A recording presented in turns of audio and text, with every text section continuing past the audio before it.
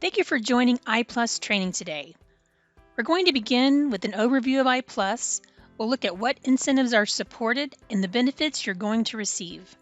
We'll then go over in detail each piece of iPlus, starting with how to submit incentives in the Dealer Daily incentive application. Next, we'll cover how to track and correct your incentives in the incentive application summary. And finally, we'll discuss the Incentive Status Portal, or ISP, which is the back office tool for reconciling. As you may be aware, iPlus has been developed to modernize incentive processing and payment. iPlus was built with the acknowledgement that every dealer is different and no dealer wants to adopt a system that requires massive changes to their processes. Having said that, most of you will need to make a few small changes in order to take full advantage of all the iPlus benefits. The DDIA is going to allow you to submit your incentive and RDR together.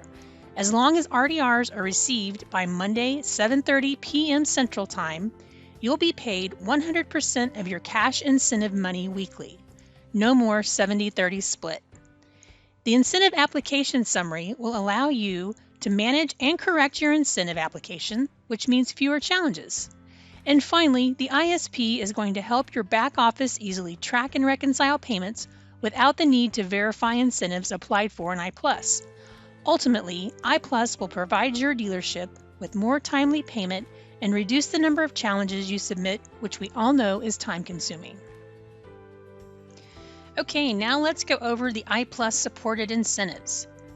Incentives that you can apply for include APR and lease, APR and lease subvention cash, customer cash, APR and lease standard rate cash, formerly known as TFS cash, bonus cash, and dealer cash. You won't need to verify any incentives administered by iPlus, but DAP and MCB will still need to be verified the way it is today.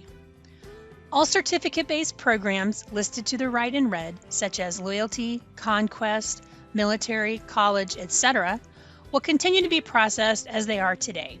This includes submitting, tracking, and challenging.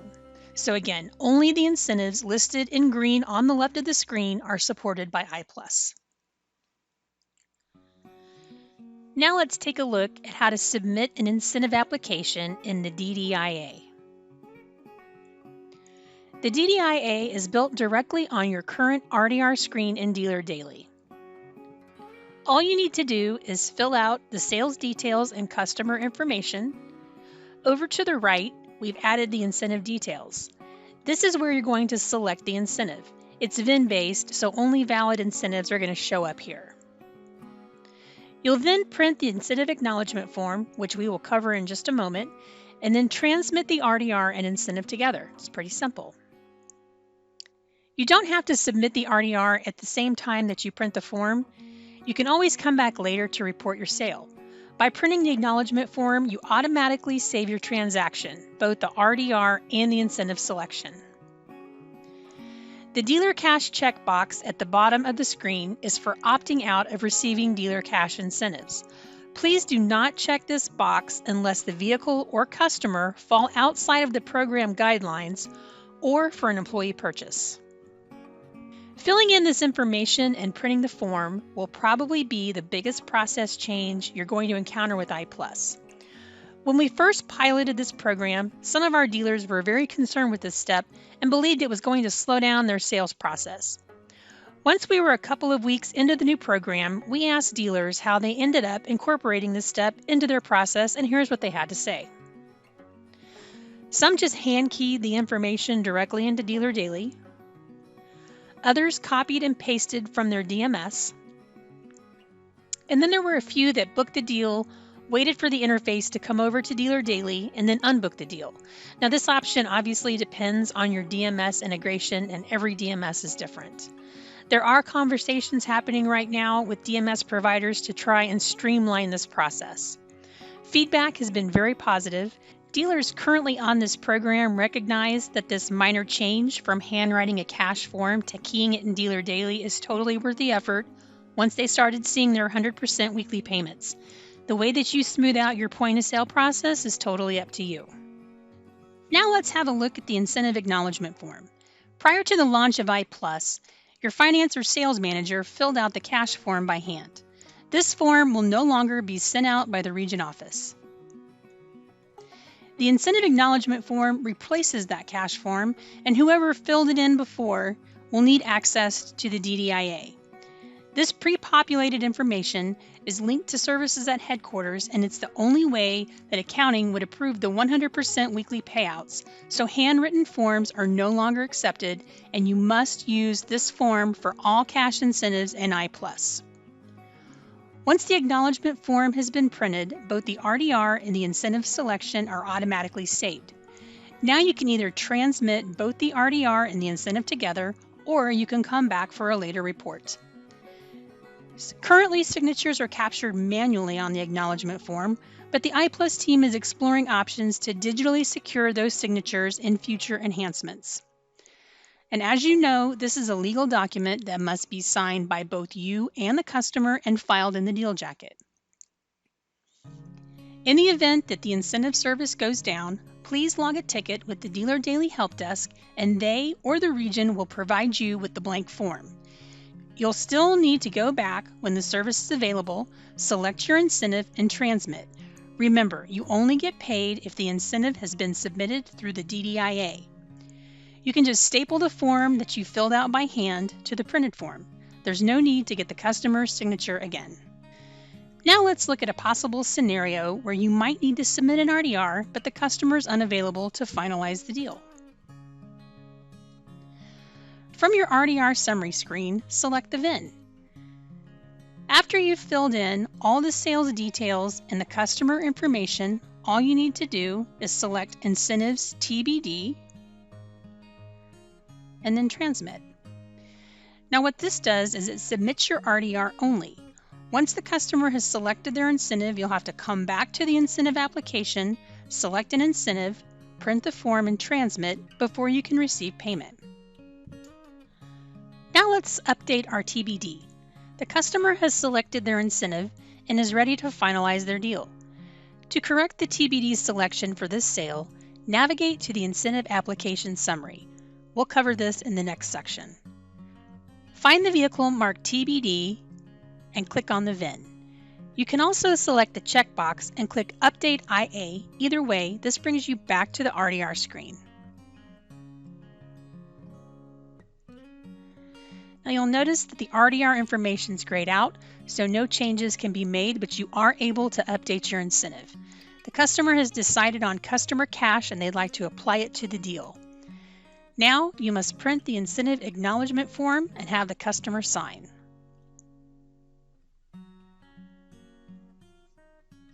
Now all you need to do is transmit to submit your updated incentive. The great news is that any incentive that was applied for incorrectly can be updated this way. No need to challenge.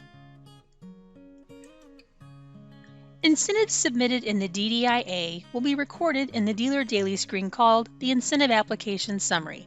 This is where you will track and correct your incentives that you've submitted. The Incentive Application Summary screen can be accessed by selecting the new link under the Vehicles tab. If you have access to the RDR screen, you'll automatically have access to the Incentive Application Summary. When the new Dealer Daily goes live this summer, the Incentive Application Summary will be available on your monthly sales. By combining these two screens, you'll be able to review your sales, check the status of your incentive, and correct it all in one location. All RDRs submitted will appear in the application summary, regardless if there's an incentive or not. Any incentive requiring action will automatically default to the top. Someone at your dealership should be checking the incentive application summary daily to make sure that all incentives are being submitted correctly. The most common statuses you will see are received and approved. Once in a while, you may see a partial approved. This would indicate that there's a stacked incentive, such as added bonus cash. If you ever see denied, you'll want to make sure that the incentive you applied for matches what's on the customer's contract.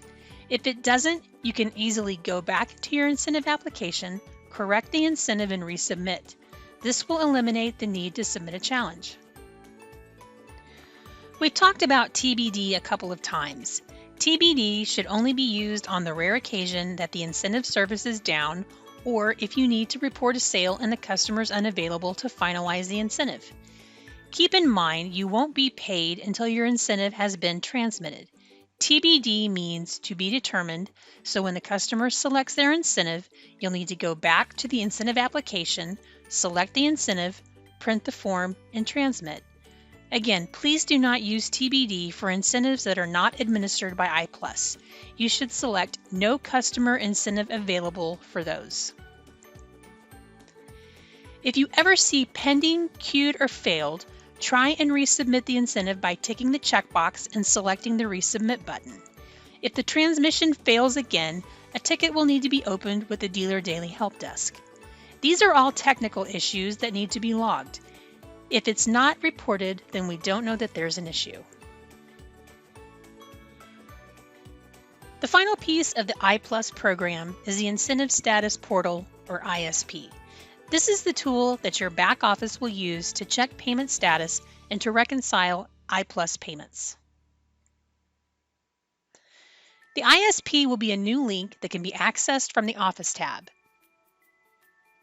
If you currently have access to Verify Incentives, you will have access to the ISP. If anyone at your dealership needs access to any area in iPlus, your Dealer Daily Administrator can grant you access at any time. The ISP will be your go-to for checking payment status and reconciling incentive payments administered by iPlus. When you log into the ISP, the default view will be the VIN Summary Dashboard. The great thing about the ISP is you are now able to see VIN-based incentive information all in one location. No more searching through numerous reports. Here you will see all cash incentive payments for the current month with the most recent at the top. You can search previous month's transactions, a specific VIN or serial number, and also sort by clicking on the column header. You also have the option to print or export to Excel from every screen in the ISP. Office personnel should be reconciling weekly. The easiest way to reconcile weekly is through the payments by payment method. This is where you will find all your ACH payments. The default view is the current month, but you have options to adjust search criteria just like on the previous screen. To see the details of a specific payment, the ACH reference number can be clicked or select the radio button and then Payment Details. Once you're in Payment Details, you'll see all vehicles paid on that specific ACH. You'll see vehicle information, incentive type, customer information, amount applied for, what was paid or charged back, and other details included here. Again, no longer will you have to use multiple reports to reconcile. If you need to see your payment status of a specific deal, you can select the radio button and Payment Status or click directly on the VIN to see the full payment history of that vehicle. And as you can see here at the bottom of the screen, this incentive was paid $750 on December 3rd and then charged back on December 17th. So full payment history on this specific VIN. This screen is also where you will submit your challenges. You can get to this screen anywhere in the ISP by clicking directly on a VIN. To begin the challenge process, select the radio button and click Challenge. You may need to use this function if you have a VIN swap or correction, a rate buy down, or if the retail and contract dates don't match. If you've just made a selection error, you can correct that in the incentive application summary, so there's no need to submit a challenge. The only valid status that can be challenged are paid or denied. Once you've determined a challenge needs to be submitted, simply fill in all the mandatory fields, including your name, email, and phone number, upload the required documentation, which is the same documents that were required previously for challenges, add any comments you may have, and then click Submit. You can also save your challenge to submit at a later date. Challenges submitted through the ISP will be sent directly to our incentive support team for review. Timelines will remain the same as they were prior to go live of iPlus.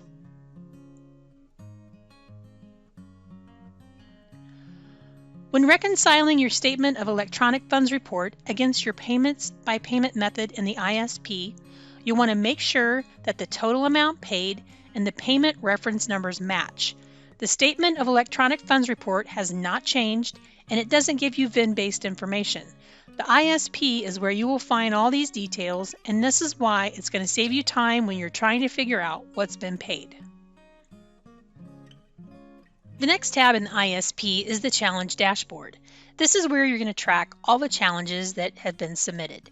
Your closed challenges will remain in the ISP with the most recent defaulting to the top. To view details of a specific challenge, either click directly on the VIN or select the radio button and Challenge Details. This brings you back to the screen where you originally submitted your challenge. All challenges for incentives administered by iPlus must be submitted through the ISP. Again, the only valid statuses you can challenge are paid or denied. If you are owed money on a VIN and it appears in another status, such as received for more than 10 retail days, you'll want to reach out to your region office or the incentive support group directly. The final tab in the ISP is the Deal Review. This tab is reserved for electronic audits. This feature will automatically be triggered by a set of rules put into place by our incentives group. They reserve the right to audit you at any time, and supporting documentation will be required should you receive an audit. Over to the right, you'll find the ISP Help section. You should check here first if you are missing a payment or if you need help with chargebacks or the challenge process. Here you will find multiple documents to assist you with all these questions. If you run into issues with iPlus, there are steps you can take to quickly find resolution. For missing payments or chargebacks, you should first reference the ISP Help section we just discussed. If you can't find help with the ISP documents, contact your region marketing team or district manager. You can always reach out to the incentive support group directly as well. And finally, if you think you may be encountering a technical issue, you can log a ticket with the Dealer Daily Help Desk by calling them directly or by using the Report an Issue link on your Dealer Daily homepage. Quick reference guides, FAQ documents, and video tutorials are available on the Region Marketing and Incentives page and also on the Dealer Daily Training and Deployment site. As you can see, there is a link to this site in your regional messages.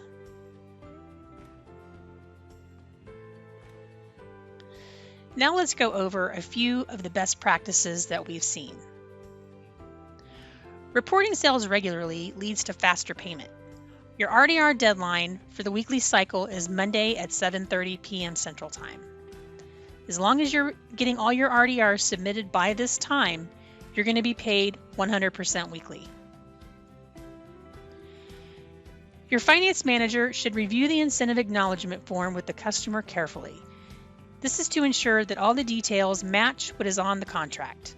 This will cut down on errors in the submission and guarantee your prompt payment. On Monday before the RDR cutoff, someone at the dealership should compare that week's incentive applications to the TFS contracts.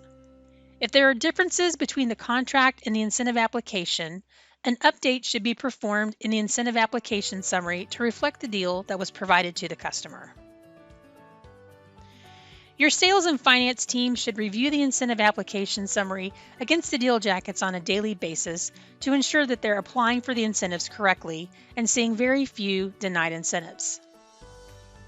And finally, if you're still having difficulty in applying for incentives correctly, you might need to inspect your process and make some changes. The region office can always help you in this effort. This concludes training for today. If you have any questions, please don't hesitate to reach out to your marketing team or your district manager for help. Thank you and have a great day.